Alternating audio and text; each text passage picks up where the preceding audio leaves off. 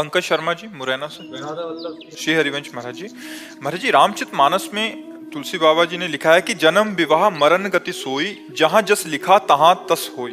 महाराज जी व्यक्ति का जन्म मृत्यु और विवाह पहले से निश्चित है, फिर महाराज जी सुयोग्य पति या पत्नी की प्राप्ति के लिए भगवान शंकर या माता अम्बा जी की आराधना। भावी मेट सके त्रिपुरारी, ये भी तो लिखा है, जो तप करे तुम्हारी कुमारी तो भावी मेट सके त्रिपुरारी, ये भी तो लिखा है रामचरितमानस में। तो इसमें संशय क्या?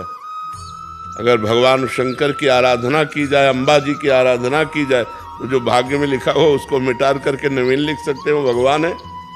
जो तप करे तुम्हारी कुमारी तो भावी मेट सके त्रिपुरारी। यदि तपस्या की जाए और भगवान शंकर को प्रसन्न कर लिया जाए तो हमारे जो भाग्य में लिखा है उसको मिट सकते हैं। हाँ, भजन तप के द्वारा ही तो भाग्य मिटेगा, ऐसे थोड़ी मिटेगा। तो इतना व्रत उपवास करके भगवान का नाम जप करना, भगवान शंकर को अभिषेक करना, अम्बा जी की आराधना करना, तो उससे सब बदल। भजन करने से सब ठीक हो जाता है।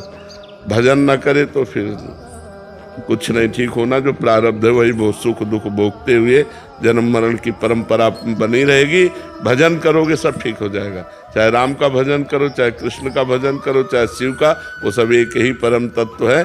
भजन से वारि मथे घृत होए बरु सिकता ते बरु तेल, और बिनु हरि भजन न भवतरी या सिद्धांत पेल।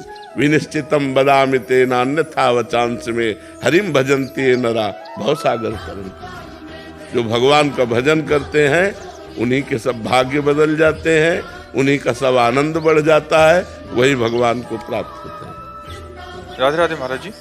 महाराज जी क्या किसी का मन रखने के लिए छोटे छोटे झूठ बोल सकते हैं, जैसे छुट्टी लेनी हो या फिर घर वालों से? वैसे झूठ बोलना तो चाहे छोटा हो चाहे बड़ा हो निषेध ही है, पर मानता कौन है? कलयुग में ऐसा प्रभाव चल गया है, झूठा ही लेना, झूठा ही देना और झूठा ही भोजन, झूठ चबेना।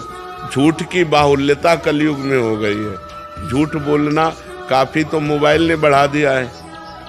बोले कहाँ हो? वो बोले इस समय हम आगरे में हैं, वहाँ बगल घर में। वो झूठ बोल रहे हैं ना। बोले कह दो है नहीं, झूठ बुलवाता है। काफी तो मोबाइल झूठ बुलवाता है, और काफी अपने जानबूझकर बात बनाने के लिए झूठ बोल देते हैं। तो अगर हम सत्य बोलें तो हानि क्या हो जाएगी?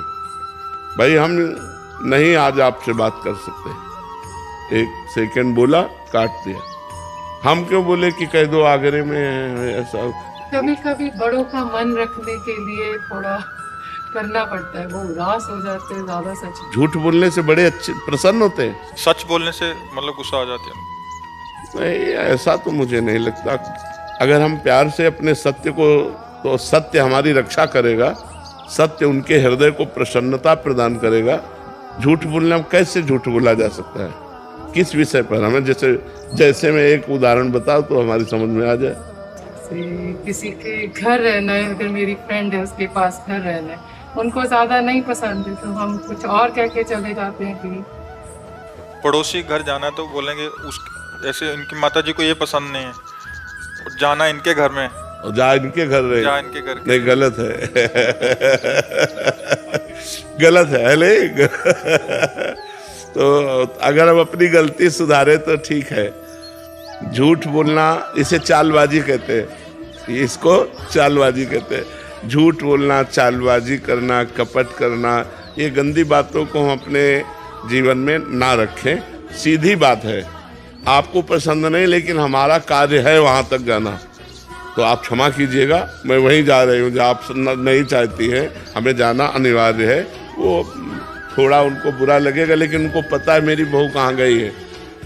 अब तुरंत काम बना, वो बोले उनके घर गए, बोले उनके घर नहीं गई, वो तो उनके घर गई है, तब तो बहुत ही गलत हो जाएगा। जब उनको असलियत पता चलेगी तो हमें लगता है जहाँ तक हो सके झूठ ना बोला जाए।